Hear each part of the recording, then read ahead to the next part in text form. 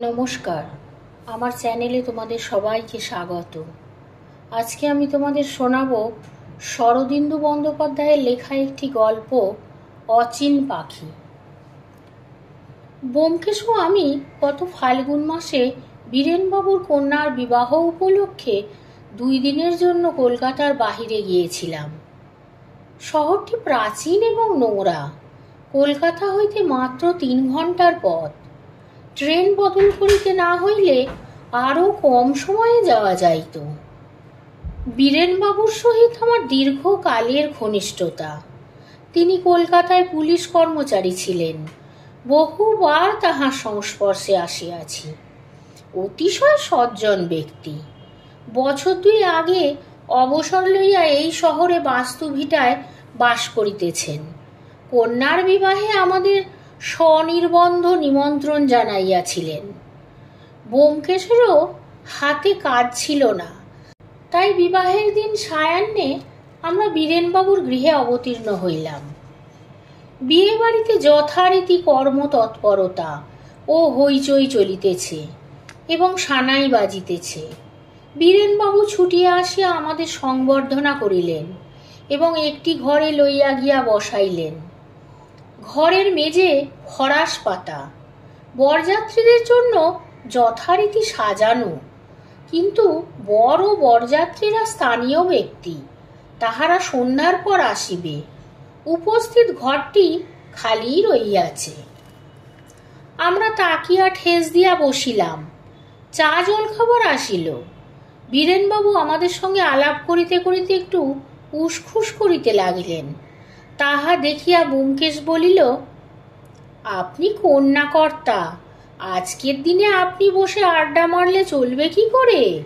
যান, কাজকর্ম করুন গিয়ে। বীরেনবাবু একটু অপ্রতিভভাবে এদিক ওদিক চাহিতেছেন। এমন সময় ঘরের বাইরে কণ্ঠস্বর শোনা গেল। কি হে বীরেন, মেয়ের বিয়ের কি ব্যবস্থা করলে দেখতে এলাম। এই যে দাদা। বীরেনবাবু তাড়াতাড়ি গিয়া একটি বৃদ্ধ ভদ্রলোককে ঘরের মধ্যে লইয়া আসিলেন। ভালোই হলো আপনি এসে পড়েছেন। এরা আমার 2 বন্ধু, কলকাতা থেকে এসেছেন। নাম জানো নিশ্চয়ই? আমাদেরই দলের লোক। ইনি হলেন স্বনামধন্য ব্যোমকেশ বক্সী, আর উনি সুলেখক অজিত বন্দ্যোপাধ্যায়। নাম শুনেছি বই কি বলিয়া ভদ্রলোক আমাদের প্রতি তীক্ষ্ণায়ত দৃষ্টিপাত করিলেন। বীরেনবাবু বলিলেন, ইনি হচ্ছেন নীলমণি মজুমদার। পুলিশের নামজাদা অফিসার ছিলেন, এখন রিটায়ার করেছেন। আমরাও ভদ্রলোককে দেখিলাম। গৌরবর্ণ লম্বা চেহারা, বয়স বোধ করি 60-এর ঊর্ধ্বে, কিন্তু শরীর বেশ দৃঢ় আছে। পিঠের শিরদাঁড়া হাতের লাঠির মতোই শক্ত এবং ঋজু। মুখ দেখিয়া মনে হয় জবরদস্ত রাশভারী লোক। গলার স্বর গম্ভীর। ব্যোমকেশ বলিল, বসতে আজ্ঞা হোক। নীলমণি মজুমদার লাঠি শুদ্ধ হাত তুলিয়া নমস্কার করিলেন এবং আমাদের মুখোমুখি হইয়া উপবিষ্ট হইলেন।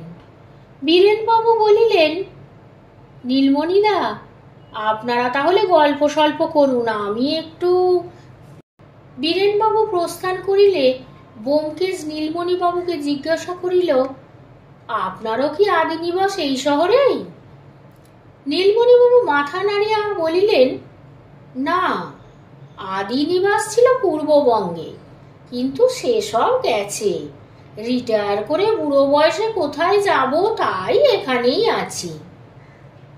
ব্যোমকেশ বলিল, এখানে আপনার আত্মীয় স্বজন আছেন বুঝি? নীলমণি বলিলেন, আত্মীয় স্বজন আমার কেউ নেই। বিবাহ করিনি, সারা জীবন কেবল কাজই করেছি। পুলিশের কাজে একটা মোহ আছে। আমি আমার কাজে সমস্ত মন প্রাণ ঢেলে দিয়েছিলাম। তারপর যখন রিটায়ার করলাম, তখন এই শহরেই রয়ে গেলাম। এ শহরটার সঙ্গে আমার একটা নারীর যোগ আছে। প্রথম যখন সাব ইন্সপেক্টর হয়ে পুলিশে ঢুকেছিলাম তখন এই শহরেই পোস্টেড হয়েছিলাম, আবার রিটায়ার করলাম এই শহর থেকে। ব্যোমকেশ হাসিয়া বলিল, শহরটার ওপর মায়া পড়ে গেছে আর কি। কতদিন রিটায়ার করেছেন? 7 বছর। এই সময় ভৃত্য আসিয়া 2 ছিলিম তামাক 2টি গড়গড়ার মাথার উপর বসাইয়া দিয়া চলিয়া গেল। নীলমণিবাবু একটি গড়গড়ার নল হাতে লইলেন, অন্যটি লইল ব্যোমকেশ। কিছুক্ষণ নীরবে ধূমপান চলিল। উৎকৃষ্ট গয়ার তামাক, ধূমগন্ধে ঘর আমোদিত হইয়া উঠিল। ব্যোমকেশকে প্রথম দেখিয়া এবং তাহার পরিচয় পাইয়া অনেকেই তাহাকে পরম কৌতূহলের সহিত নিরীক্ষণ করিয়া থাকে। নীলমণিবাবুও তামাক টানিতে টানিতে তাহাকে নিরীক্ষণ করিতেছিলেন, কিন্তু তাহার নিরীক্ষার মধ্যে একটু বিশেষত্ব ছিল। ভক্তসুলভ পুলক বিহলতা একেবারেই ছিল না, বরং তিনি যেন চক্ষু দিয়া ব্যোমকেশকে তৌল করিতেছিলেন। ব্যোমকেশের খ্যাতি ও ব্যক্তিত্বের মধ্যে কতটা সামঞ্জস্য আছে তাহাই ওজন করিবার চেষ্টা করিতেছিলেন। নীলমণিবাবু বুদ্ধিজীবী পুলিশ কর্মচারী ছিলেন। মানুষের মুখ দেখিয়া তাহার চরিত্র নির্ণয় করা তাহার কাজ ছিল। পরের মুখে ঝাল খাইবার লোক তিনি নন। তাই ব্যোমকেশকে তিনি নিজের বুদ্ধির নিকষে যাচাই করিয়া লইতে চান। অবশেষে গড়গড়ার নলটি মুখ হইতে সরাইয়া তিনি যখন কথা বলিলেন, তখন তাহার কথার মধ্যেও এই প্রচ্ছন্ন অনুসন্ধিৎসা বক্রভাবে প্রকাশ পাইল। তিনি বলিলেন, ব্যোমকেশবাবু, আপনাকে নিয়ে লেখা রহস্য কাহিনীগুলি আমি পড়েছি, লক্ষ্য করেছি সব সমস্যাই আপনি সমাধান করেছেন। তাই জানতে ইচ্ছে হয়, আপনি কি কখনো কোনো রহস্যের মর্মোদ্ঘাটনে অকৃতকার্য হননি? কখনো কি ভুল করেননি? ব্যোমকেশ গড়গড়ার নল আমার হাতে দিয়া সবিনয়ে হাসিল, বলিল, কখনো ভুল করিনি এত বড় কথা বলার স্পর্ধা আমার নেই। নীলমণিবাবু, আমি সত্যান্বেষী, ভুল ভ্রান্তি অনেক করেছি। এমনও অনেকবার হয়েছে যে অপরাধীকে ধরতেই পারিনি, কিন্তু সত্যের সন্ধান পাইনি, এমন বোধহয় কখনো হয়নি। অবশ্য বলতে পারেন আমি কটা রহস্যই বা পেয়েছি। আমার চেয়ে 1000 গুণ বেশি রহস্য ঘটনা নিয়ে কাজ করেছেন আপনি। আপনি যতদিন চাকরিতে ছিলেন প্রত্যহ 2-4টে ছোট বড় কেস নিয়ে নাড়াচড়া করতে হয়েছে।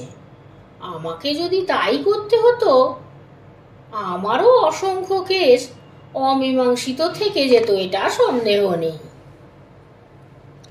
ব্যোমকেশের উত্তর শুনিয়া নীলমণিবাবু মনে মনে সন্তুষ্ট হইয়াছেন মনে হইল। তিনি যখন আবার কথা বলিলেন, তখন তাহার কণ্ঠস্বরে একটু ঘনিষ্ঠভাবে সুর ধ্বনিত হইল।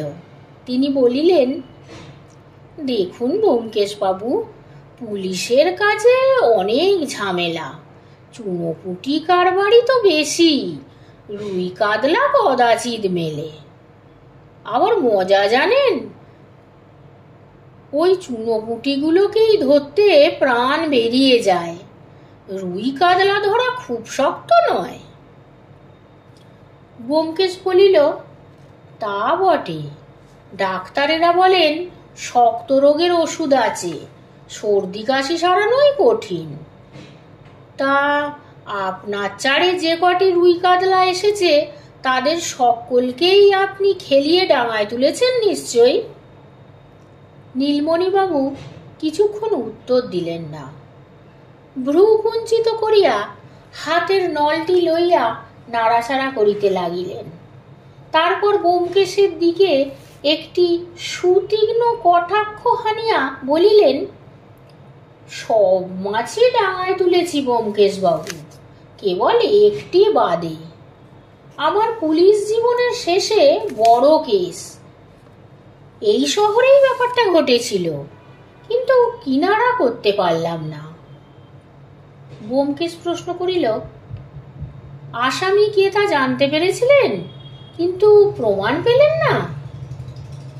নীলমণিবাবু ঈষৎ দ্বিধা ভরে বলিলেন, একটা লোককে পাকা রকম সন্দেহ করেছিলাম, কিন্তু কিছুতেই তার অ্যালিবাই ভাঙতে পারলাম না।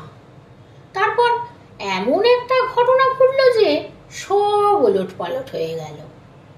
সত্যিকার আসামি যে কে সে সম্বন্ধে ধোঁকার কাটল না। এই বলিয়া ব্যোমকেশ আমার হাত হইতে নল লইল এবং তাকিয়ায় ঠেস দিয়া টানিতে লাগিল। নীলমণিবাবু ব্যোমকেশের উপর চক্ষু স্থির রাখিয়া গড়গড়ায় একটি লম্বা টান দিলেন। তারপর নল রাখিয়া দিয়া বলিলেন, আপনি গল্পটা শুনবেন? ব্যোমকেশ উঠিয়া বসিল, বলিল, বেশ তো, বলুন না, ভারী চমকপ্রদ গল্প হবে মনে হচ্ছে। চমকপ্রদ কিনা বিচার আপনিই করবেন, আমি যা জানি সব আপনাকে বলছি, হয়তো আপনি আসামিকে শনাক্ত করতে পারবেন। বলিয়া নীলমণিবাবু একটু হাসিলেন। ইহা শুধু গল্প শুনাইবার প্রস্তাব নয়, ইহার অন্তরালে একটি চ্যালেঞ্জ রহিয়াছে। নীলমণিবাবু যেন ব্যোমকেশকে দ্বন্দ্বযুদ্ধে আহ্বান করিয়া বলিতেছেন, এসো দেখি, তোমার কত বুদ্ধি প্রমাণ করো। ব্যোমকেশ কিন্তু আহ্বান গায়ে মাখিল না, হাসিয়া বলিল, আরে না না, আপনার মতো অভিজ্ঞ পুলিশ কর্মচারী যার কিনারা করতে পারেনি, আমার দ্বারা কি তা হবে? তবে গল্পটা শোনার কৌতূহল আছে, আপনি বলুন। আমরা নীলমণিবাবুর কাছে সরিয়া আসিয়া বসিলাম। তিনি পকেট হইতে একটি কৌটা বাহির করিয়া এক চিমটি জর্দা মুখে দিলেন। পান নয়, শুধুই জর্দা। ইহাই বোধহয় তাহার আসল নেশা। তিনি গলা ঝাড়া দিয়া গল্প আরম্ভ করিবার উপক্রম করিতেছেন। বীরেনবাবু ঘরে প্রবেশ করিয়া বলিলেন, আর এক দফা চা হবে নাকি? মধ্যাহ্ন ভোজনের এখনো বিস্তর দেরি, বিয়ে বাড়ির ব্যাপার। ব্যোমকেশ বলিল, আসুক চা, এবং সেই সঙ্গে আর এক প্রস্ত তামাক। সম্মুখে চায়ের পেয়ালা এবং বাঁ হাতে গড়গড়ার নল লইয়া আমরা বসিলাম। নীলমণি মজুমদার তাহার স্বাভাবিক গম্ভীর গলায় গল্প বলিতে আরম্ভ করিলেন। রিটায়ার করিবার বছর তিনেক আগে নীলমণিবাবু এই জেলার সদর থানার কর্তা হইয়া আসেন। তাহার তিনটি প্রধান গুণ ছিল। যে বুদ্ধি থাকিলে তদস্থ কর্মে কৃতকার্য হওয়া যায়, সে বুদ্ধি তাহার প্রচুর পরিমাণে ছিল। তিনি অতিশয় কর্মঠ ছিলেন এবং তিনি ঘুষ লইতেন না। শহরটা পুলিশ রেস্তার দাগি শহর বলিয়া পরিচিত ছিল। খুন, জখম এবং আরো নানা প্রকার অবৈধ ক্রিয়াকলাপ এখানে লাগিয়া থাকিত। নীলমণিবাবু পূর্ব হইতে শহরের সহিত পরিচিত ছিলেন, শহরের ধার জানিতেন।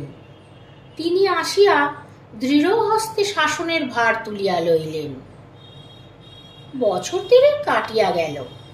নীলমণিবাবুর সতর্ক শাসনে শহর অনেকটা শান্তশিষ্ট ভাবে আছে।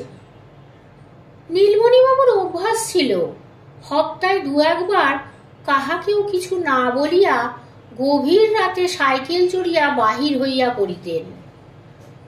শহরের একটা অংশ ছিল বিশেষভাবে অপরাধ প্রবণ।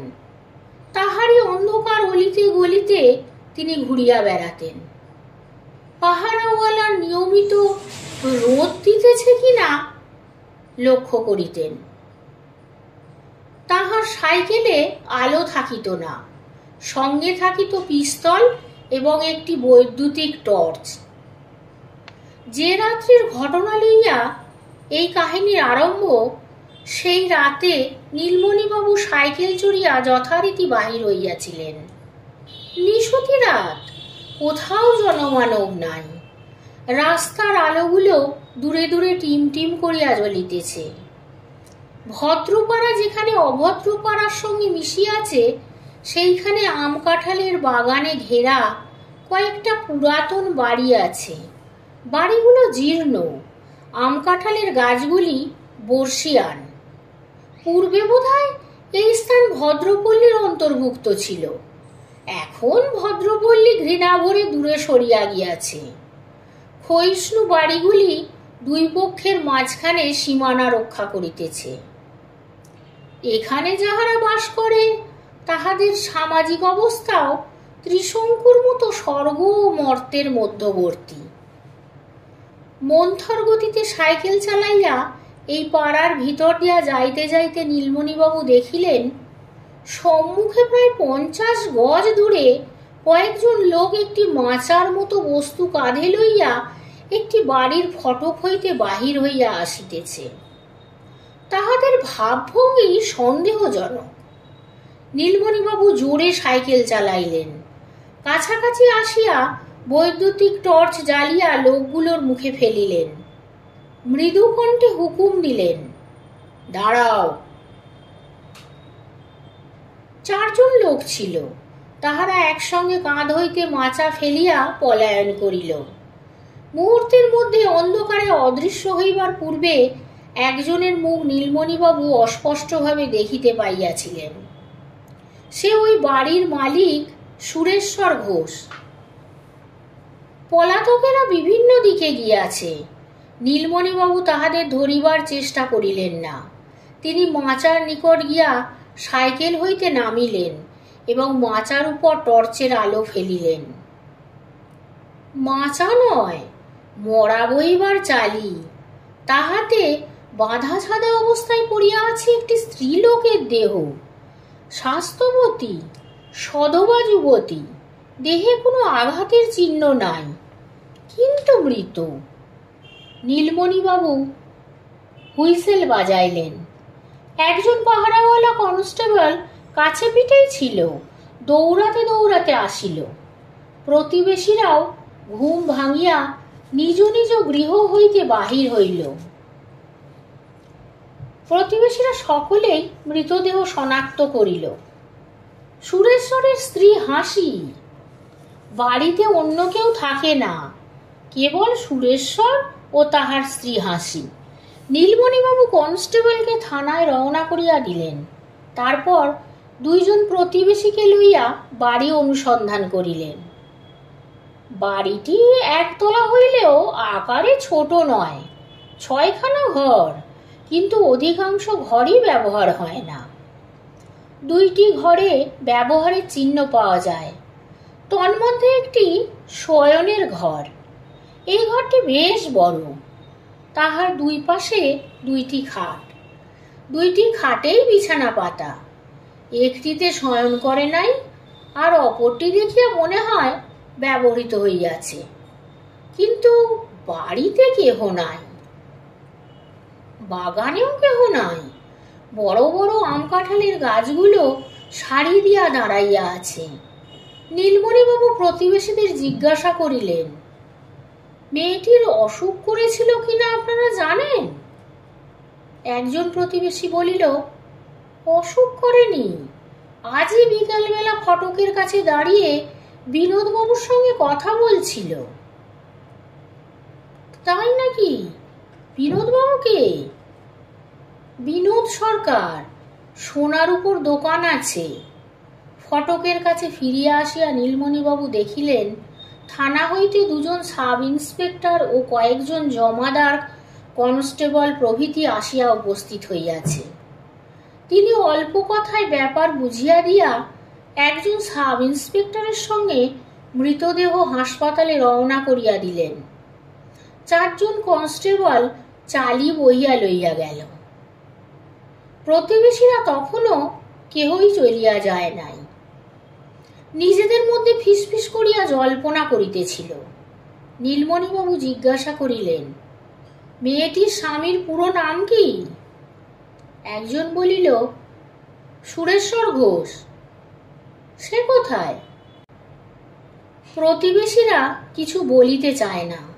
শেষে একজন অনিচ্ছা ভরে বলিল, সুরেশ্বর সন্ধ্যের পর খেয়ে দিয়ে বেরিয়ে যায়, রাত্রি 1টা-1:30টার আগে বাড়ি ফেরে না। কোথায় যায়? শুনেছি কালী কিঙ্কর দাসের দোকানে তাসের আড্ডা বসে, সেখানে যায়। কালী কিঙ্কর দাসের দোকান কোথায়? প্রতিবেশীরা ঠিকানা দিল। নীলমণিবাবু তখন জমাদারকে অকুস্থলে বসাইয়া সাব ইন্সপেক্টরকে সঙ্গে লইয়া কালী কিঙ্কর দাসের দোকানের উদ্দেশ্যে চলিলেন। প্রতিবেশীদের বলিয়া গেলেন, কাল সকালে আসব, আপনাদের এজাহার নেব। কালী কিঙ্করের দোকান সুরেশ্বরের বাড়ি হইতে 1/2 মাইল দূরে। শহরের নিকৃষ্ট অংশ পার হইয়া যেখানে বাজারহাট আরম্ভ হইয়াছে সেইখানে। লোহা লক্করের দোকান। বাজারের এই অংশটার নাম লোহাপট্টি। নিশুতি বাজারের ভিড় দিয়া নীলমণিবাবু কালী কিঙ্করের দোকানের সম্মুখে উপস্থিত হইলেন। দোকানের সামনে রাস্তার পাশে ভারী ভারী লোহার ছড় গুচ্ছাকারে পড়িয়া আছে, কিন্তু দোকানের দ্বার বন্ধ। নীলমণিবাবু নিঃশব্দ পদে এদিক ওদিক ঘুরিয়া দেখিলেন। পাশের একটি জানলার ফুটো দিয়া শীর্ণ আলোকরশ্মি বাইরে আসিতেছে। তিনি সন্তর্পণে জল্লার কাছে গিয়া ফুটোর মধ্যে চক্ষু নিবিষ্ট করিলেন। তক্তপোশের উপর ফরাস পাতা, 4 জন লোক বসিয়া নিবিষ্ট মনে তাস খেলিতেছে। তাহাদের মাঝখানে ফরাসের উপর কিছু টাকা ও নোট জমা হইয়াছে। বাজি রাখিয়া খেলা চলিতেছে, 3 তাসের খেলা। সাব ইন্সপেক্টর সাইকেল লইয়া রাস্তায় দাঁড়াইয়াছিল। নীলমণিবাবু হাত নাড়িয়া তাহাকে ইশারা করিলেন। সে সাইকেল রাস্তায় শোয়াইয়া দিয়া দ্বারের সামনে গিয়া দাঁড়াইল। নীলমণিবাবু তখন জানলায় টোকা দিলেন। 4 জন খেলোয়াড় একসঙ্গে জানলার দিকে ঘাড় ফিরাইল।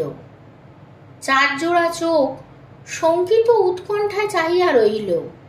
তারপর একজন এক খামচায় সম্মুখের টাকা কড়ি তুলিয়া লইয়া পকেটে পুরিল। নীলমণিবাবু কড়া সুরে বলিলেন, দোর খোলো। 4 জনে মুখ তাকাতাকি করিল। তারপর গলা উঁচু করিয়া বলিল, কে? নীলমণিবাবু বলিলেন, পুলিশ, দোর খোলো। আবার খেলোয়াড়দের মধ্যে মুখ তাকাতাকি। তারপর একজন, বোধহয় দোকানের মালিক কালী কিঙ্কর দাস, উঠিয়া গেল। নীলমণিবাবু জানালা হইতে সরিয়া দ্বারের সম্মুখে দাঁড়াইলেন। দ্বার খুলিল। রোগা অফিসার লোকটা 2 জন ইউনিফর্ম পরা পুলিশ কর্মচারীকে দেখিয়া 1 পা পিছাইয়া গেল। কে? কি চাই? নীলমণিবাবু বলিলেন, তুমি কালী কিঙ্কর দাস? হ্যাঁ, কি চাই? এখানে আর কে কে আছে? কালী কিঙ্কর ঢোক গিলিয়া বলিল, আমার 3 জন বন্ধু আছে। নীলমণিবাবু আর বাক্য ব্যয় করিলেন না। সাব ইন্সপেক্টরকে সঙ্গে লইয়া দোকানে প্রবেশ করিলেন। পাশে অফিস ঘরের দরজা। অফিস ঘরে গিয়া দেখিলেন 3 জন খেলোয়াড় তখনও ফরাসের উপর বসিয়া আছে। একজন তাস ভাজিতেছে।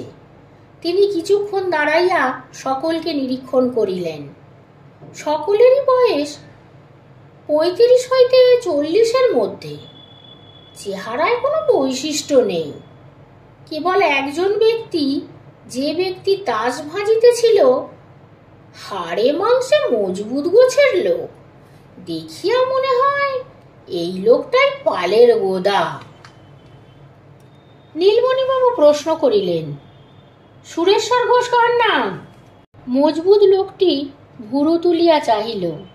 তারপর তাস রাখিয়া উঠিয়া দাঁড়াইল। আমি সুরেশ্বর ঘোষ, কি দরকার? তার স্বর শান্ত ও সংযত। নীলমণিবাবু একে একে 4 জনের দিকে চক্ষু ফিরাইয়া বলিলেন, তোমরা দুপুর রাতে মরা নিয়ে ঘাটে পোড়াতে যাচ্ছিলে? ভেবেছিলে একবার পুড়িয়ে ফেলতে পারলে আর কোনো ভয় নেই? 4 জনের মুখেই অকৃত্রিম বিস্ময় ফুটিয়া উঠিল। সুরেশ্বর বলিল, মোরা? কি বলছেন? কার মোরা? নীলমণিবাবু বলিলেন, ন্যাকামি করে পার পাবে না। আমি দেখেছি তোমাকে। যে 4 জন মরা নিয়ে যাচ্ছিলে তুমি তাদেরই একজন। সুরেশ্বর বলিল, কবেকার কথা বলছেন? আজকের কথা বলছি, আজ রাত্রি 12টার কথা। বাজে কথা বলছেন। আজ রাত্রি 8:30টার সময় আমরা এখানে তাস খেলতে বসেছি। 1 মিনিটের জন্য কেউ বাইরে যায়নি। বটে, সারাক্ষণ তাস খেলেছ? জুয়া? 3 জনে ঘাড় চুলকাইতে লাগিল। সুরেশ্বর কিন্তু তিলমাত্র অপ্রতিভ না হইয়া বলিল, হ্যাঁ, জুয়া খেলছিলাম। আমরা 4 বন্ধু মিলে মাঝে মাঝে খেলি। নীলমণিবাবু দেখিলেন এখানে ইহাদের কাবু করা যাইবে না, থানায় লইয়া যাইতে হইবে। বলিলেন, আপাতত জুয়া খেলার অপরাধে আমি তোমাদের অ্যারেস্ট করছি, থানায় চলো। তারপর কিছুক্ষণ কথা কাটাকাটি চলিল। শেষ পর্যন্ত তাহারা থানায় যাইতে রাজি হইল। নীলমণিবাবু বলিলেন, যদি জামিন জোগাড় করতে পারো আজ রাত্রিরেই ছেড়ে দেব। রাস্তায় কিছু দূর যাইবার পর সুরেশ্বর বলিল, মরার কথা কি বলছিলেন? কার মরা? বলছি তোমার স্ত্রী খুন হয়েছে। না না, এসব কিরকম কথা? আমি বিশ্বাস করি না। হাসি? না। আমি বাড়ি চললাম। বাড়ি গিয়ে কোনো লাভ নেই, মৃতদেহ হাসপাতালে চালান দেওয়া হয়েছে। থানায় পৌঁছিয়া নীলমণিবাবু 4 জনকে হাজতে পুরলেন। তারপর অফিসে বসিয়া একে একে তাহাদের জেরা আরম্ভ করিলেন। প্রথমে ডাকিলেন সুরেশ্বরকে। সে টেবিলের পাশের একটি চেয়ারে উপবিষ্ট হইলে জিজ্ঞাসা করিলেন, তুমি কি কাজ করো? সুরেশ্বর বলিলেন, অনেক রকম ব্যবসা আছে, পাইকারি ব্যবসা। আমি পয়সাওয়ালা লোক, পুচকে দোকানদার নয়। বাড়িটা তোমার? হ্যাঁ। কতদিন কিনেছ? 5-6 বছর হবে। 19,000 টাকায় কিনেছিলাম। নীলমণিবাবুকে টাকার কথা শুনাইয়া লাভ হইল না। তিনি অকুণ্ঠভাবে প্রশ্ন করিয়া চলিলেন, কতদিন আগে বিয়ে করেছিলে? বছর 7 আগে। শ্বশুর বাড়ি কোথায়? এই শহরে। শ্বশুরের নাম কি? দিনমণি হালদার। সে এখন কোথায়? জানি না, সম্ভবত জেলে। জেলে? হ্যাঁ, জেল আমার শ্বশুরের ঘর বাড়ি। শ্বশুরের সঙ্গে তোমার সদ্ভাব ছিল? একটু দ্বিধা নিয়ে সুরেশ্বর বলিল, বিয়ের 7 বছর পরে যতটা সদ্ভাব থাকা সম্ভব ততটাই ছিল। ছেলেপুলে নেই? না, বউ বাঁজা। নীলমণিবাবু আঙুল তুলিয়া বলিলেন, আজ রাত্রি 12টার সময় তুমি আর তোমার বন্ধুরা মিলে তোমার স্ত্রীর মৃতদেহ বাড়ি থেকে বার করে নিয়ে যাচ্ছিলে। আমি টর্চের আলো ফেলে তোমাকে দেখেছি। সুরেশ্বর নিরুত্তাপ কণ্ঠে বলিল, আপনি ভুল লিখেছেন। রাত্রি 12টার সময় আমি আর আমার বন্ধুরা কালীকিঙ্করের দোকানে বসে তাস খেলছিলাম। তোমার স্ত্রীর স্বভাব চরিত্র কেমন ছিল? মেয়ে মানুষের স্বভাব চরিত্রের কথা কে বলতে পারে, তবে পাড়াপড়শিরা বদনাম দিত। কি বদনাম দিত? আমি রাত্রে দেরি করে বাড়ি ফিরি। কয়েক মাস থেকে কে একজন নাকি বাগানে এসে হাসির সঙ্গে দেখা করত। স্ত্রীকে এ বিষয়ে কিছু জিজ্ঞেস করেছিলে? করেছিলাম, সে বলেছিল সব মিথ্যে কথা। আর কিছু? আর কি, একবার হাসির আলমারি খুলে তার মধ্যে এমন কয়েকটা গয়না দেখেছিলাম যা আমি তাকে কখনো দিইনি। কোত্থেকে গয়না এলো বইয়ের কাছে খোঁজ নিয়েছিলে? কি হবে খোঁজ নিয়ে? মেয়ে মানুষ যদি নষ্ট হতে চায় কেউ তাকে আটকাতে পারে না, কিন্তু খুন করতে পারে? আমি হাসিকে খুন করিনি। নীলমণিবাবু আরো অনেকক্ষণ নানাভাবে জেরা করিলেন, কিন্তু সুরেশ্বরকে টলাইতে পারিলেন না। বরং তাহার ঠোঁট কাটা স্পষ্টবাদিতা দেখিয়া মনে হয় সে সত্য কথাই বলিতেছে। সুরেশ্বরকে হাজতে ফেরত পাঠাইয়া নীলমণিবাবু কালীকিঙ্করকে ডাকিয়া পাঠাইলেন। কালীকিঙ্করের হাড় বাহির করা শরীরের মধ্যে লৌহ কঠিন একটি মন ছিল। নীলমণি অনেক চেষ্টা করিয়াও তাহা বাঁকাইতে পারিলেন না। চার বন্ধু রাত্রি 8:30টার সময় তাহার দোকানে তাস খেলিতে বসিয়াছিল। নীলমণিবাবু আসা পর্যন্ত এক মুহূর্তের জন্য কেউ বাইরে যায় নাই। এ কথা নড়চড় হইল না। অন্যান্য বিষয়ে কিন্তু কালীকিঙ্কর সোজাসুজি উত্তর দিল। সুরেশ্বর তাহার আজীবনের বন্ধু, তাহার ঘরের খবর সবই কালীকিঙ্কর জানে। সুরেশ্বরের অবস্থা আগে ভালো ছিল না, যুদ্ধের বাজারে সে পয়সা করেছে। হাসিকে সে বিবাহ করিয়াছিল গরিব অবস্থায়। হাসির বাপটা ছিল একাধারে চোর এবং বোকা, চুরি করিয়া ধরা পড়িয়া জেলে যাইত। হাসির মায়েরও বদনাম ছিল। বস্তিতে বাস করিলে ভদ্রলোকের মেয়েরও চালচলন খারাপ হইয়া যায়, যেমন দেখিবে তেমনি তো শিখিবে। হাসির বাপ যখন জেলে থাকিত তখন নাকি হাসির মায়ের ঘরে লোক আসত। সুরেশ্বর যখন হাসিকে বিবাহ করিতে উদ্যত হয় তখন বন্ধুরা সকলেই মানা করিয়াছিল, কিন্তু সুরেশ্বর কাহারও কথা শুনিল না। তারপর যুদ্ধের বাজারে সুরেশ্বর টাকা করিয়াছে, বাড়ি কিনিয়াছে, কিন্তু স্বামী স্ত্রীর মধ্যে তেমন বনিবনা নেই। সুরেশ্বর বাড়িতে বেশি থাকে না, বাইরে বাইরেই দিন কাটায়, কিন্তু তাই বলিয়া সে স্ত্রীকে খুন করিয়াছে এ কথা একেবারেই সত্য নয়। সুরেশ্বর তেমন লোকই নয়। সে ভদ্র সন্তান, জীবনের আরম্ভে অনেক দুঃখ কষ্ট পাইয়া বস্তিতে থাকিয়া বড় হইয়াছে বটে, কিন্তু তার মনটা খুব উঁচু। কালীকিঙ্করের বন্ধু প্রশস্তি শেষ হইলে নীলমণিবাবু জিজ্ঞাসা করিলেন, সুরেশ্বরের শ্বশুর দীনমণি হালদার এখন কোথায়? কালীকিঙ্কর বলিল, বছর 2 আগে দিনু হালদার জেল থেকে বেরিয়ে এখানে এসেছিল। হাসির মা তখন মরে গেছে। দিনু হালদার 2-3 দিন মেয়ে জামাইয়ের কাছেই ছিল।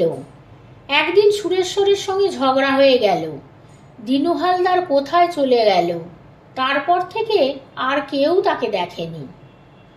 বয়স হয়েছিল, জেল খেটে খেটে শরীরও ভেঙে পড়েছিল, হয়তো মরেই গেছে।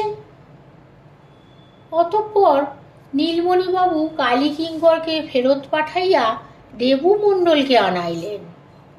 দেবু মণ্ডল কয়লা ও জ্বালানি কাঠের ব্যবসা করে, বিত্তমান ব্যক্তি, সুরেশ্বরের বাল্য বন্ধু এবং সুখে দুঃখে নিত্য সহচর। সুরেশ্বরের স্ত্রীকে খুন করিয়া তাহারা পোড়াইতে লইয়া যাইতেছিল এ কথা সর্বৈব মিথ্যা। তাহারা তাস খেলিতেছিল। বন্ধু পত্নীর চরিত্র সম্বন্ধে কোনো মতামত প্রকাশ করিতে সে অক্ষম, তবে হাসি সদ্বংশের মেয়ে ছিল না এ কথা যথার্থ। দেবু মণ্ডলকে নীলমণিবাবু ভাঙিতে পারিলেন না। নতুন কোনো তথ্য আবিষ্কৃত হইল না। তিনি অবশেষে বলিলেন, শ্মশান ঘাটে তোমার কাঠের আড়ত আছে? দেবুমণ্ডল থতমত খাইয়া বলিল, আছে, শহরে 2টো আড়ত আছে, আর শ্মশানে 1টা। নীলমণি কুঞ্চিত চক্ষে কিছুক্ষণ তাহার পানে চাইয়া থাকিয়া বলিলেন, এবার সত্যি কথা বলবে? দেবুমণ্ডল বলিল, সত্যি কথাই বলছি। চতুর্থ ব্যক্তির নাম বিলাস দত্ত, ঠিকাদারের কাজ করে, বিল্ডিং কন্ট্রাক্টর, অতিশয় মিষ্টভাষী ও রসিক। নীলমণিবাবুকে একটি অশ্লীল রসিকতা শুনাইয়া ঘাড় নিচু করিয়া জিভ কাটিল। তাস খেলার ব্যাপার সম্বন্ধে কিন্তু তাহার মনে লেশমাত্র সংশয় নাই। নীলমণিবাবু দেখিলেন, বিলাস দত্ত যে শ্রেণীর লোক, সে অজস্র মিথ্যা কথা বলিবে, কিন্তু কাজের কথা একটিও বলিবে না। তিনি হতাশ হইয়া বলিলেন, তুমি ঠিকাদার, তোমার অনেক বাঁশ আছে। বিলাস দত্ত বলিল, বাঁশ আছে বই কি, ইন্টার বাঁশ আছে, ভাড়া বাঁধবার জন্য দরকার হয় কি না? নীলমণিবাবু বলিলেন, মরার চালি বাঁধবার জন্যও দরকার হয়। বন্ধু চতুষ্টয়ের জেরা শেষ করিতে রাত কাবার হইয়া গেল। পরের দিন কিন্তু তাহাদের হাজতে আটকাইয়া রাখা গেল না। তাহাদের উকিল জামিন করাইয়া তাহাদের খালাস করিয়া লইয়া গেলেন। নীলমণিবাবুর মনে অভ্রান্ত বিশ্বাস জন্মাইয়াছিল যে সুরেশ্বর তার স্ত্রীকে খুন করিয়াছে এবং বাকি 3জনই এ ব্যাপারে লিপ্ত আছে, কিন্তু প্রমাণ নাই। তিনি যাহা চোখে দেখিয়াছেন তাহার কোনো সমর্থক নাই। তাহার সাক্ষ্য উকিলের জেরায় উড়িয়া যাইবে। তাই বর্তমানে তিনি তাহাদের নামে খুনের অভিযোগ আনিতে পারিলেন না। কেবল জুয়া খেলার অভিযোগেই তাহাকে সন্তুষ্ট থাকিতে হইল। তিনি কিন্তু খুনের তদন্তে বিরতি দিলেন না। তিনি 2জন সহকারী লইয়া সুরেশ্বরের প্রতিবেশীদের সঙ্গে দেখা করিলেন, তাহাদের বয়ান শুনলেন। শেষে বেলা প্রায় 1টার সময় সুরেশ্বরের বাড়িতে গেলেন। ফটকে একজন কনস্টেবল পাহারায় ছিল। সে বলিল, সুরেশ্বর বেলা 11টা নাগাদ ফিরিয়া আসিয়াছে এবং বাড়িতেই আছে। নীলমণিবাবু গৃহে প্রবেশ করিয়া দেখিলেন, সুরেশ্বর শয়নকক্ষের একটি খাটে শুইয়া ঘুমাইতেছে। পুলিশের জুতোর শব্দে সে রক্তবর্ণ চক্ষু মেলিয়া উঠিয়া বলিল, আবার কি চাই? নীলমণিবাবু বলিলেন, আমরা বাড়ি তল্লাশ করতে এসেছি। করুন তল্লাশ, যা ইচ্ছে করুন, বলিয়া সে আবার শয়নের উপক্রম করিল। তাহার বোধহয় বেলা পর্যন্ত ঘুমানো অভ্যাস। তার উপরে কাল সারা রাত্রি জাগরণ গিয়াছে, আজ বোধহয় সারা দিন ঘুমাইবে। কিন্তু স্ত্রীর মৃত্যুতে তাহার মনে কি একটুও দাগ পড়ে নাই? খুন করুক বা না করুক, এমন নিশ্চিন্ত ভাবে ঘুমাইতেছে, সে কি করিয়া? যাই হোক, নীলমণিবাবু তাহাকে ঘুমাইতে দিলেন না। বলিলেন, তোমার স্ত্রীর গয়নাগুলো দেখতে চাই। সুরেশ্বর বিরক্ত মুখে উঠিয়া একটা দেয়াল আলমারির কপাট খুলিল। তাহার একটা তাকে কাপড় চোপড়ের পিছন হইতে 1 থাবা সোনার গহনা বাহির করিল। 8 পৌরে গয়না কিছু আছে, তাছাড়া তোলা গয়না। নীলমণিবাবু বলিলেন, এর মধ্যে কোন গয়না তুমি দাওনি? সুরেশ্বর একটি আংটি, 1 জোড়া কানের দুল, একটি চুলের কাঁটা বাছিয়া তাহার হাতে দিল। এই গয়নাগুলি নতুন, ব্যবহৃত হয় নাই। নীলমণিবাবু সেগুলি নিজের পকেটে রাখিয়া বলিলেন, এগুলো আমি রাখছি, পরে ফেরত দেব। এরপর তাহার সমস্ত বাড়ি ও বাগান তন্ন তন্ন করিলেন, কিন্তু এমন কিছুই পাওয়া গেল না যা হইতে মৃত্যুর কোনো হদিশ পাওয়া যায়।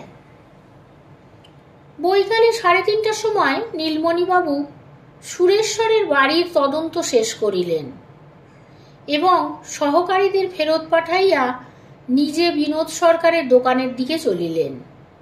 বাজারের মধ্যে বিনোদ সরকারের সোনার উপর দোকানটা বেশ বড়।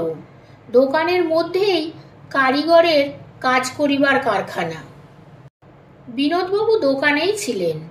একটি সুসজ্জিত কক্ষে টেবিলের সামনে বসিয়া গড়গড়ায় তামাক টানিতেছিলেন। লোকটির বয়স অনুমান 50, কিন্তু ভারী শৌখিন মানুষ।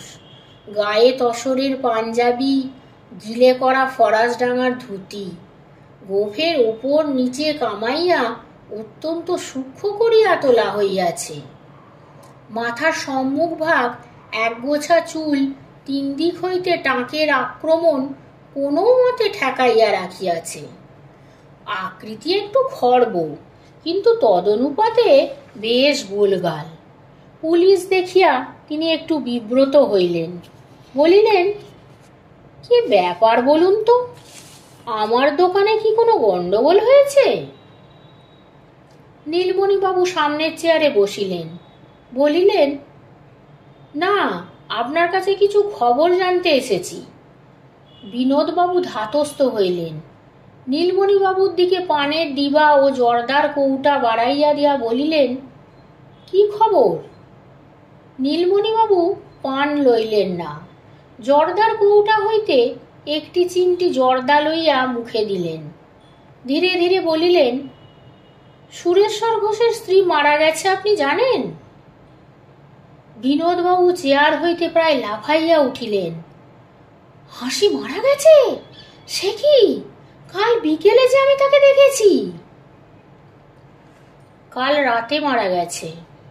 রাতে? কিন্তু বিকেলবেলা সে তো ভালোই ছিল। কিসে মারা গেল? কি হয়েছিল তার? আমার বিশ্বাস কাল রাতে তাকে খুন করা হয়েছে। খুন? বিনোদবাবু আস্তে আস্তে চেয়ারে বসিলেন। কিছুক্ষণ শূন্য দৃষ্টিতে তাকাইয়া থাকিয়া হঠাৎ টেবিলের উপর প্রকাণ্ড চাপ্পড় মারিয়া বলিলেন, সুরেশ্বর খুন করেছে, ও ছাড়া আর কেউ নয়।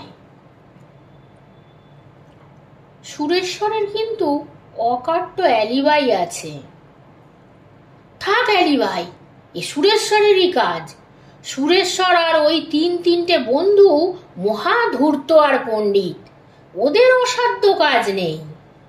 নীলমণিবাবু বলিলেন, আপনি হাসিকে অনেকদিন থেকে চেনেন? ওকে 3-4 বছর বয়স থেকে দেখে আসছি। তিনি নলটি মুখ হইতে লইয়া কিছুক্ষণ তাহার অগ্রভাগ পরিদর্শন করিলেন। একবার নীলমণিবাবুর দিকে চকিত কটাক্ষ নিক্ষেপ করিলেন। তারপর রস্বস্বরে বলিলেন, আপনি পুলিশ, আপনার কাছে লুকোবো না। কম বয়সে আমি একটু হাসির মায়ের সঙ্গে আমার একটু ঘনিষ্ঠতা ছিল। সে আজ 20-22 বছর আগের কথা। হাসির বাপটা ছিল হতভাগা, চোর, নেশাখোর আর জালিয়াত।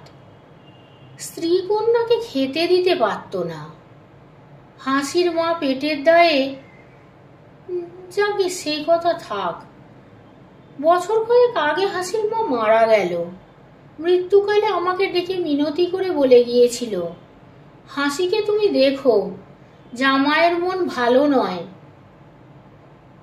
তার মৃত্যুশয্যার অনুরোধ আমি এড়াতে পারিনি। হাসিকে মাঝে মাঝে গিয়ে দেখে আসতাম। হাসির মা সতীসাধ্যী ছিল না, কিন্তু তার প্রকৃতি ছিল বড় মধুর। কিছুক্ষণ আর কোনো কথাই হইল না।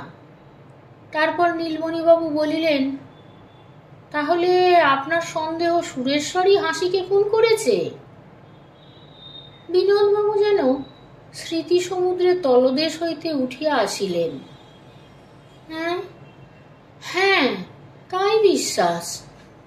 কিন্তু কেন? মোটিভ কি? দেখুন, সুরেশ্বর যখন হাসিকে বিয়ে করেছিল তখন তার চালচুলো কিছু ছিল না।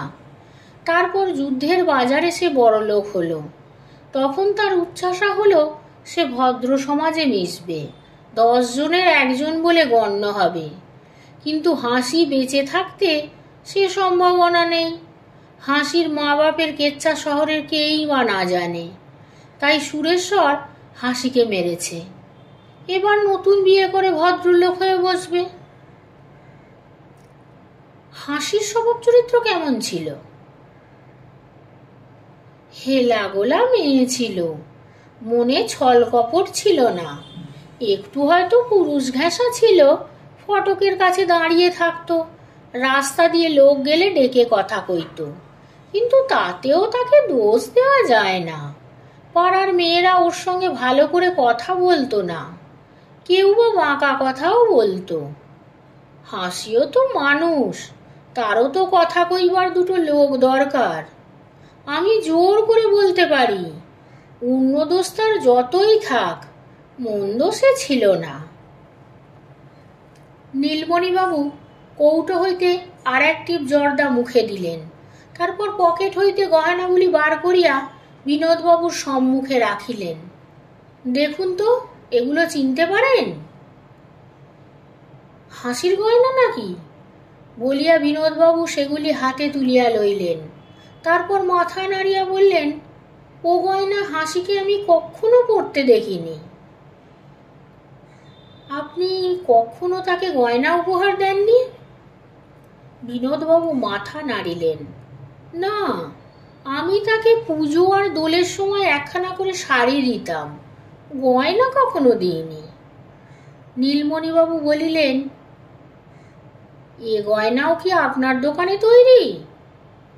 বিনোদবাবু ভ্রু কুঞ্চিত করিয়া গহনাগুলো আবার পরীক্ষা করিলেন, বলিলেন, না, ও গয়না আমার কারিগরের তৈরি নয়। কিন্তু দাঁড়ান।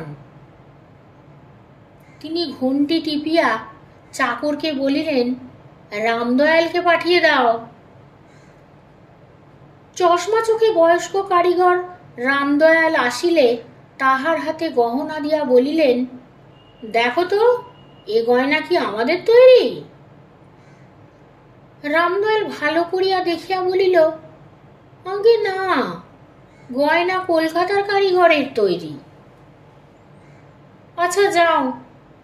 নীলমণিবাবুও উঠিলেন, গহনাগুলি পকেটে রাখিয়া বলিলেন, আজ তবে উঠি, যদি দরকার হয় আবার আসব।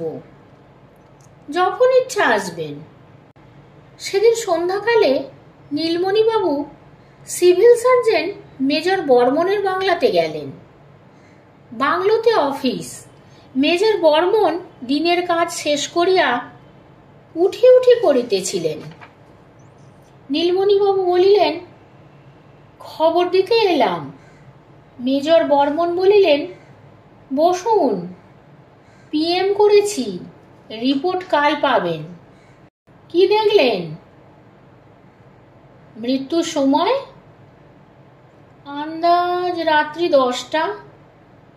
মৃত্যুর কারণ যতদূর দেখছি গায়ে আঘাতের চিহ্ন ছিল না। বৃষ্টিস নাকি? মেজর বর্মন একটি সিগার ধরাইয়া তাহাতে মন্দন মন্থর টান দিলেন। বিষ নয়, বড় আশ্চর্য উপায়ে মেরেছে। আপনার সন্দেহভাজনদের মধ্যে মিলিটারি ম্যান কেউ আছে নাকি? নীলমণিবাবু বলিলেন, মিলিটারি ম্যান কেউ নেই, কিন্তু মেয়েটির স্বামী যুদ্ধের সময় মিলিটারি কন্ট্রাক্টর ছিল, গোড়াদের সংস্পর্শে এসেছে। কি ব্যাপার বলুন তো?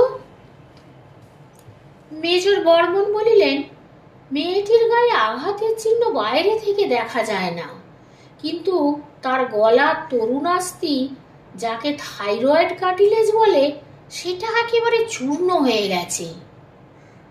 নীলমণিবাবু স্থির দৃষ্টিতে চাহিয়া বলিলেন, মানে গলা টিপে মেরেছে? না, গলা টিপে মারলে চামড়ার উপর আঙুলের দাগ থাকতো, আর গলা চিপে মারার মধ্যে বৈচিত্র্য কিছু নেই। তবে? মেজর বর্মন কয়েকবার ধোঁয়া ছাড়িয়া বলিলেন, গত মহাযুদ্ধে সৈনিকদের অস্ত্রহীন যুদ্ধের কৌশল শেখানো হয়েছিল, আপনি জানেন সেটা? না, সে কিরকম? মনে করুন বনে জঙ্গলে যুদ্ধ হচ্ছে, আপনি নিরস্ত্র অবস্থায় একজন সশস্ত্র শত্রুর হাতে ধরা পড়লেন। পালাবার উপায় নেই, পালাবার চেষ্টা করলে সে আপনাকে গুলি করে মারবে। এই অবস্থায় আত্মরক্ষার উপায় কি? আপনি কৌশলে শত্রুর ডান পাশে গিয়ে দাঁড়ালেন, তারপর হঠাৎ তার দিকে ঘুরে ডান হাতের পোঁচা দিয়ে সজোরে মারলেন তার গলায়। থাইরয়েড কার্টিলেজ ভেঙে গেল, তৎক্ষণাৎ মৃত্যু হলো। হ্যাঁ, গলা টিপে মারতে গেলে আক্রান্ত ব্যক্তি যুদ্ধ করে মুক্ত হওয়ার চেষ্টা করে, এতেও সব বালাই নেই, সঙ্গে সঙ্গেই মৃত্যু। নীলমণিবাবু কিছুক্ষণ নীরব হইয়া থাকিয়া বলিলেন, আশ্চর্য, মেয়েটির মৃত্যু এইভাবে হয়েছে, এতে আপনার সন্দেহ নেই? কোনো সন্দেহ নেই। আচ্ছা, আজ উঠি, কাল সকালে লোক পাঠাবো রিপোর্টের জন্য। নীলমণিবাবু থানায় ফিরিয়া আসিলেন। সুরেশ্বর যে হাসিকে খুন করিয়াছে ইহাতে তাহার বিন্দুমাত্র সন্দেহ নাই, কিন্তু একটা ধোঁকা রইয়াছে। যে লোকটা রাত্রে আসিয়া হাসির সঙ্গে দেখা করিত সে কে? সেই কি হাসিকে গয়নাগুলি উপহার দিয়েছিল? হাসির সহিত লোকটার কিরূপ সম্বন্ধ? সে যদি হাসির বন্ধু হয় তবে হাসিকে খুন করিবে কেন? সে রাত্রে আর কিছুই হইল না। পরের দিন সকালে একজন সাব ইন্সপেক্টর ও একজন রাইটার জমাদারকে সঙ্গে লইয়া নীলমণিবাবু আবার সুরেশ্বরের বাড়িতে গেলেন। আর যেমন করিয়া হোক সুরেশ্বরের নিকট হইতে তিনি স্বীকারোক্তি আদায় করিবেন। সুরেশ্বরের বাড়ির সদর দরজা খোলা, বাড়িতে কেহ আছে বলিয়া মনে হইল না। দু চারবার ডাকাডাকি করিয়া নীলমণিবাবু সঙ্গীদের লইয়া ভেতরে প্রবেশ করিলেন। শয়নকক্ষের খোলা দরজার সামনে গিয়া তাহাদের গতি রুদ্ধ হইল। মেঝের উপর সুরেশ্বর মরিয়া পড়িয়া আছে। গত রাত্রে সুরেশ্বর কালীকিঙ্করের দোকানে তাস খেলিতে গিয়াছিল। রাত্রি আন্দাজ 12টার সময় গৃহে ফিরিয়া আসে। তারপর কি হইয়াছে কেহ জানে না। সিভিল সার্জন মেজর বর্মন সুরেশ্বরের মৃতদেহ ব্যবচ্ছেদ করিয়া রিপোর্ট দিলেন। গলার থাইরয়েড কার্টিলেজ ভাঙিয়া তাহার মৃত্যু হইয়াছে। অর্থাৎ যে উপায়ে হাসির মৃত্যু হইয়াছিল ঠিক সেই উপায়ে সুরেশ্বরেরও মৃত্যু হইয়াছে। গল্প শেষ করিয়া নীলমণিবাবু কিছুক্ষণ হেড মুখে বসিয়া রইলেন। তারপর মুখ তুলিয়া বলিলেন, এই হচ্ছে ঘটনা। তদন্তের সূত্রে আমি যা যা জানতে পেরেছিলাম সব আপনাকে বলেছি। আমি প্রথমে সুরেশ্বরকে সন্দেহ করেছিলাম, পরে দেখলাম হাসি আর সুরেশ্বরকে একই লোকে একই উপায়ে খুন করেছে। আমি আসামিকে তাও জানতে পারিনি। আপনি বলতে পারেন কে আসামি? ব্যোমকেশ গালে হাত দিয়া শুনিতেছিল, বলিল, আরো কয়েকটা প্রশ্নের উত্তর দেবেন? নীলমণিবাবু বলিলেন, উত্তর যদি জানা থাকে নিশ্চয়ই দেব। ব্যোমকেশ বলিল, সুরেশ্বরের ওয়ারিস কে? সুরেশ্বরের এক খুড়তুতো বোন। সুরেশ্বর উইল করেনি। খুড়তুতো বোনটি অনাথা, বিধবা, কলকাতার কোথাও রাঁধুনি বৃত্তি করত, সেই সব পেয়েছে। যাক, যে রাত্রে সুরেশ্বরের মৃত্যু হয় সে রাত্রে ওর 3 বন্ধু কালীকিঙ্কর, দেবুমণ্ডল আর বিলাস দত্ত কোথায় ছিল? সুরেশ্বর বাড়ি যাওয়ার পর ওরা 3 জন প্রায় সারা রাত কালীকিঙ্করের দোকানে বসে তাস খেলছিল। আমি ওদের প্রত্যেকের পিছনে চড় লাগিয়েছিলাম, তাদের কাছে খবর পেয়েছি। ওরা সুরেশ্বরকে খুন করেনি। বিনোদ সরকারের পিছনে চড় লাগিয়েছিলেন? না, বিনোদ সরকারের উপর আমার সন্দেহ হয়নি। তার কোনো মোটিভ ছিল না। সুরেশকে হয়তো মারতে পারত, কিন্তু হাসিকে মারবে কেন? তা বটে। দিনমণি হালদার তখন কোথায় ছিল খোঁজ নিয়েছিলেন? নিয়েছিলাম। সে তখন 50 মাইল দূরে একটা গ্রামে ছিল। আমাশায় ভুগছিল, নড়বার ক্ষমতা ছিল না। তাছাড়া ওভাবে খুন করার কৌশল সে জানবে কোত্থেকে? আচ্ছা, একটা কথা বলুন তো, আপনার কি মনে হয় হাসির স্বভাব চরিত্র মন্দ ছিল? না, আমার বিশ্বাস সে ভালো মেয়ে ছিল। ব্যোমকেশ নত মুখে ভাবিতে ভাবিতে বলিল, কিন্তু তার রক্তে দোষ ছিল। তার মা, কি নাম হাসির মায়ের? অমলা। ব্যোমকেশ চোখ তুলিয়া নীলমণিবাবুর পানে চাহিল। তিনিও প্রখর চক্ষে তাহার পানে চাহিয়া রহিলেন। তাহার শরীর ক্রমশ কঠিন হইয়া উঠিতে লাগিল। কিছুক্ষণ দুইজন চোখে চোখে আবদ্ধ হইয়া রহিল। তারপর ব্যোমকেশ তাকিয়া ঠেস হইয়া বসিল। নির্বাপিত গড়গড়ার নলটা হাতে তুলিয়া লইল। নীলমণিবাবু আত্মসম্বরণ করিয়া ধীরে বললেন, আর কিছু জানতে চান? ব্যোমকেশ নিরুৎসুকভাবে মাথা নাড়িল। আর কিছু জানবার নেই। ব্যোমকেশ বলিল, সবই বুঝেছি নীলমণিবাবু। নীলমণিবাবু কিছুক্ষণ স্থির হইয়া রহিলেন। শেষে বলিলেন, সবই বুঝেছেন। হাসিকে কে খুন করেছিল আপনি বুঝেছেন? বুঝেছি বই কি, হাসিকে খুন করেছিল সুরেশ্বর। তাই নাকি? তাহলে সুরেশ্বরকে মারল কে? সুরেশ্বরকে মেরেছিল হাসির বাপ।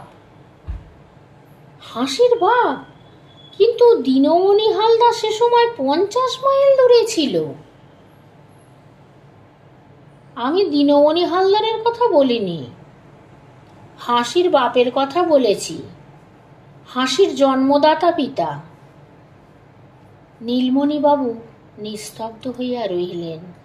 দেখিতে লাগিলাম তাহার মুখ হইতে পরতে পরতে রক্ত নামিয়া যাইতেছে। অবশেষে তিনি যখন কথা বলিলেন, তখন তাহার কণ্ঠস্বরের গাম্ভীর্য আর নাই।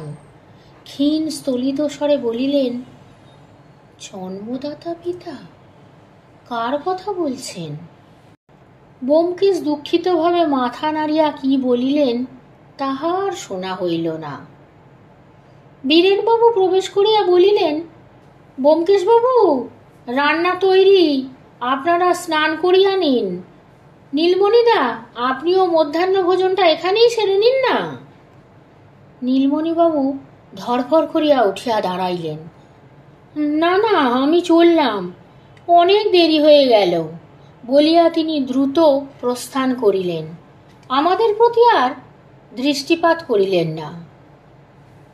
আহারাদি সম্পন্ন করিয়া দুইজনে তাকিয়া মাথায় দিয়া লম্বা হইয়াছিলাম। গড়গড়া চলিতেছিল। বলিলাম, কি করে বুঝলে বলো? ব্যোমকেশ বলিল, নীলমণিবাবুর গল্প শুনতে শুনতে মনে হচ্ছিল হাসির প্রতি তার পক্ষপাত আছে, অথচ তার গল্প অনুযায়ী হাসিকে জীবিত অবস্থায় তিনি দেখেননি।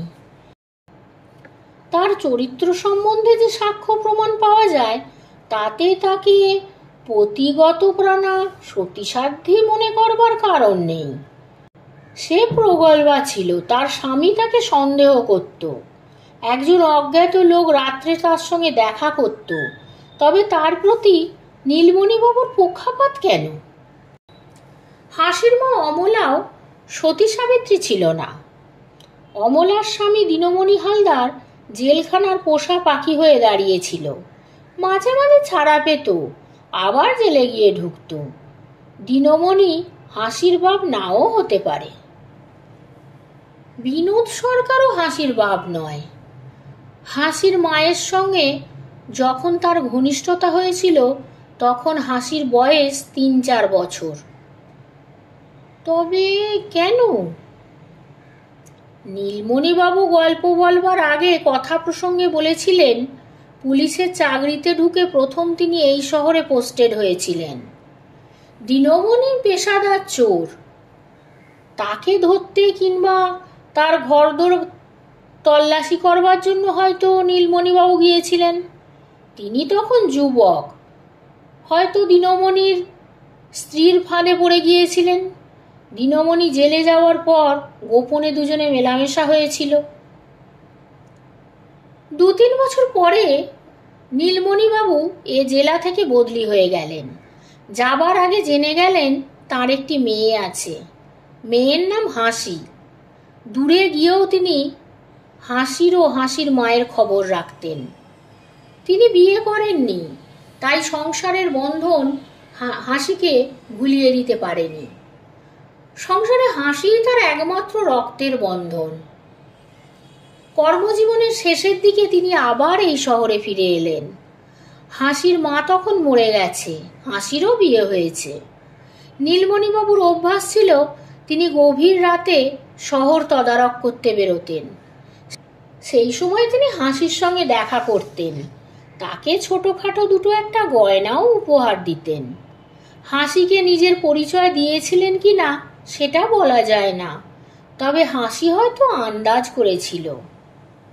যে রাত্রে সুরেশ্বর হাসিকে খুন করে সে রাত্রে নীলমণিবাবু হাসির সঙ্গে দেখা করতে যাচ্ছিলেন। তারপর যা যা হয়েছিল সবই আমরা নীলমণিবাবুর মুখে শুনেছি। আমার বিশ্বাস সুরেশ্বর তাস খেলতে খেলতে উঠে এসে হাসিকে খুন করেছিল। তারপর ফিরে গিয়ে বন্ধুদের বলেছিল, বউকে খুন করেছি, এখন তোরা আমাকে বাঁচা। 4 জনের মধ্যে অটুট বন্ধুত্ব ছিল। তারা পরামর্শ করে স্থির করল মরা পুড়িয়ে ফেলা যাক, তারপর রটিয়ে দিলেই হবে হাসি কুলোত্যাগ করেছে। নীলমণিবাবু 4 বন্ধুকে থানায় ধরে আনলেন, কিন্তু তাদের অ্যালিবাই ভাঙতে পারলেন না। তিনি যখন দেখলেন তার মেয়ের হত্যাকারীকে ফাঁসি কাটে লটকাতে পারবেন না, তখন তিনি ঠিক করলেন নিজেই তাকে খুন করবেন। তিনি আর বিলম্ব করলেন না। হাসির মৃত্যুর পর 24 ঘন্টা কাটতে না কাটতেই সুরেশ্বরকে খুন করলেন। কিন্তু ভেবে দেখো, আমি যেভাবে গল্পটাকে খাড়া করেছি তার আগাগোড়াই অনুমান। এই অনুমান কেবল তখনই সত্যে পরিণত হতে পারে যদি নিশ্চয়ভাবে জানা যায় যে নীলমণিবাবু হাসির বাপ। আমি তার জন্য ফাঁদ পাতলাম। আচমকা জিজ্ঞাসা করলাম, হাসির মায়ের নাম কি? তিনি না ভেবেচিন্তেই বলে ফেললেন, অমলা। হাসির মায়ের নাম তিনি জানলেন কি করে? 10 বছর আগে সে মরে গেছে। এ মামলায় তার নাম একবারও কেউ উচ্চারণ করেনি। তখন আর সন্দেহ রইল না। ব্যোমকেশের যুক্তিজালে ছিদ্র পাইলাম না। বলিলাম, নীলমণিবাবু তাহলে নিরস্ত্র যুদ্ধের কায়দা আগে থেকেই জানতেন? ব্যোমকেশ বলিল, না, বিদ্যাটা তিনি সিভিল সার্জন মেজর বর্মনের কথা শুনে শিখে নিয়েছিলেন। আজকের কাহিনীটি এখানেই শেষ হলো। ধন্যবাদ।